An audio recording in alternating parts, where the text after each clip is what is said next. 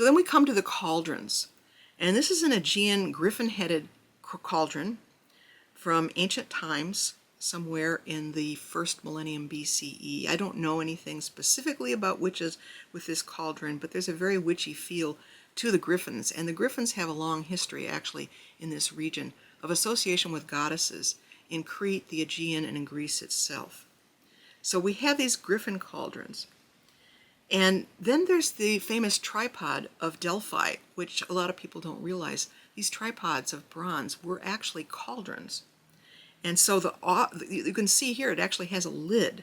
This is from a coin showing it, along with the Pytho, the snake that goes along with the shrine, the guardian of the shrine. And so the oracle would sit to prophecy on this cauldron. M.L. West, a scholar who I really respect, interprets the Pythia sitting on a tripod cauldron as a transformative symbolic boiling.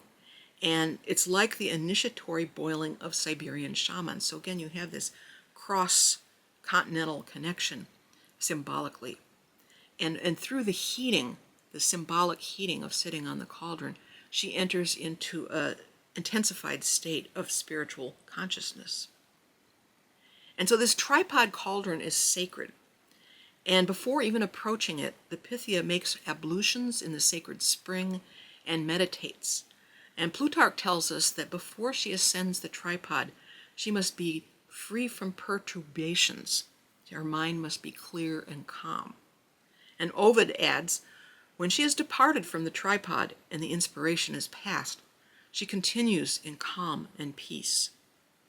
So this tripod famously was placed over a chasm in the earth, where a mantic wind, and the word in Greek is pneuma mantikon, which we could also translate as a divinatory breath, enters into the Pythia, and this is what inspires her.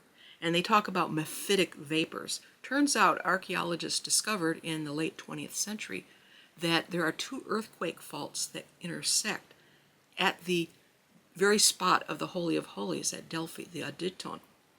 And when small earthquakes take place, the limestone there releases ethylene gas, which is psychoactive. And this is something that the ancients talk about affecting people and affecting the Pythia. So in modern sources, following Lucan and some of the ancient sources, the patriarchal Romans writing about the Pythia tended to paint her as being frenzied, out of control, even mad or hysterical. And so a lot of modern sources tend to strip agency away from the Pythia, and Lisa Mauricio writes about this, and the influence of priests, exaggerating the priests and saying that they're really the ones that structured the ecstatic speech into hexameters, but that's not what the written sources say.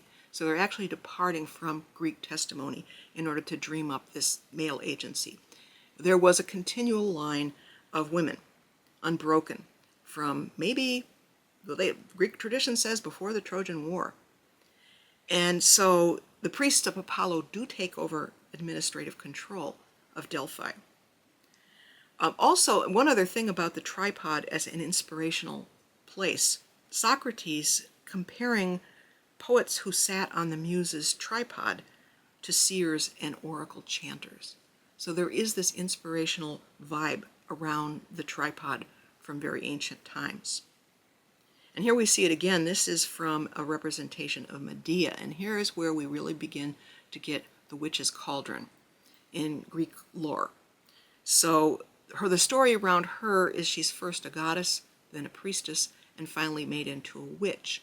But one of the main themes running through her story is her ability to use her cauldron of resurrection to revive a dead ram, and this is a famous story where she does this as a demo, but sometimes also to a person, to revive people. And so some of the followers of Dionysus she revives in her cauldron in one of the stories. This one's quite old, it's archaic, and it's from Italy, southern Italy, which was then part of the Hellenic world. Notice that she's holding, could be a spoon, might be a wand, in her hand. And then moving up into Northern Europe and Western Europe, you have the cauldron of regeneration also as a strong theme in both Irish and Welsh epics in the Middle Ages and of much older origin. And so the cauldron of Bran, you have warriors being revived and going back into battle after being put into this magical cauldron. So these Bronze Age cauldrons are really big. And from the Celtic region of France in Bretagne, there's a description by a Roman writer, Pomponius Mela, about the island of Senna, which is off the northwestern coast of France. And he says that there were 9 Gaulish priestesses, guardians of a sacred cauldron. And in this they simmered herbs to make a drink of immortality and resurrection. And then he goes on to describe their powers, which is like a beautiful summation of all the classical ideas about the skills and the abilities of witches. They could rouse the sea by their incantations, turn themselves into whatever animal form they choose, cure diseases, which among others are incurable, know what is to come, and foretell it. So we have weather making, we have animal shape-shifting, possibly also flight, and cure diseases that no doctors seem to be able to cure, to have foreknowledge of the future and to prophesy it. And so these are all attributed to these 9 priestesses, who kind of bleed over into the 9 sisters of fate that we're going to see in when we look at the segment on the witch's goddess. So in Wales, there was the tradition of the cauldron of Ceridwen, and she brews an elixir of immortality. And it's a year-long process of boiling and putting in magical ingredients and probably incantation and other ceremony. And so I did a drawing for the Daughters of the Moon Tarot back in 1985, showing her with this cauldron, and I put on the white sow because the thinking at that time was that Ceridwen means white sow, and there's still an argument about this, but there are other interpretations of her name. But at any rate, the pig is a sacred animal to the Welsh, and there's a lot of even initiatory degrees of druidry that are associated with the pig, as well as the old goddess taking the form in Scotland and England of the cutty black sow. Here's a cauldron that was found in Central Europe in Moravia, so part of the Czech country, with a wolf woman, and she has wolf heads proceeding from her own head. This is, however, an import from Italy, but we have this theme of shape-shifting and women associated with wolves and bears. Here again, the pig. We've got boars on either side of the goddess, who is chased onto the silver plates attached to the Gundestrup cauldron in Denmark. And this is around 2100 years ago. And so you see underneath her, there's our griffins again and a wolf. So there are some pretty amazing goddess icons on the Gundestrup cauldron. And you see also beside her, there is a woman who is combing through her hair. Might be a rain-making ceremony, might be a form of ritual attending to the goddess. And another woman seated on her shoulder. And then around her are eagles and wolves. She has one of the wolves near her breast, and the other one, she has her arm cradling the figure of a man. So the life giver significance is there very strongly. So just as a close-up, we have this woman seated right next to the upraised arm of this goddess whose name we do not know.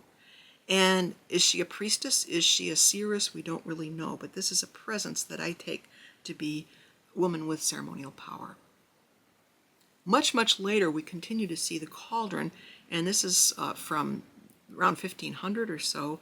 You have a woman carrying the cauldron and also in tongs a blazing brand. There's a whole body of folk tradition around ceremonies that were done with cauldrons, with fire, with water. And so we have to think about that when we see these images working with the natural elements. And an example of that is in the Basque country. There was a rite of extinguishing a fiery brand in a cauldron. And this is about 100 years old, this drawing. I don't really remember if there was a description about the intent of this. There could be any number of meanings to it. But a lot of these pagan ceremonies survived among the Basques, who kept their ethnicity and their language there between France and Spain. And then just working with fire, so gazing into embers, and you have people who are scrying by fire and water. This is a widespread mode of divination, or even just really meditation and centering and balancing by looking at the flickering of the light. last hours of ancient sunlight coming through the fire. So you have women who are gazing into water, and this is often called scrying in English. So in a bowl and looking into the reflection of the bowl. This is done with mirrors also, as we'll see. But then also a stream or a pool or river could also serve this purpose.